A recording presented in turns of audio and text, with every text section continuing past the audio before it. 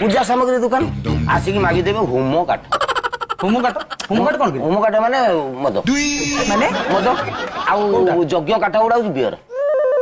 बड़ काठ ना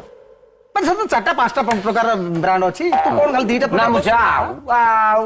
पेंट पिंची मुती अनेक बाट रखी नहीं टोका शिखी तुम आसिक यही मिति मागे टोका आसवे कहे आउ ये दादी देलु मुझे कौन है ना आज कहीं कृष्ण पूजा करने की इच्छा होता किसान किसान माने कृष्ण पूजा अच्छा अच्छा ए टोका आसिक कहे दे दे बड़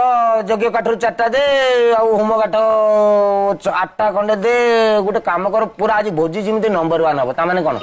नंबर 1 आप चलाक कथा दरदार दरदार दौरान मैडम आम पंचायत रे जो भी जदि बरजात्री आसिले कि जदि किसी भी प्रशासन किसी भी है ये बुली बुली कि नहीं मद बिकुचे नहीं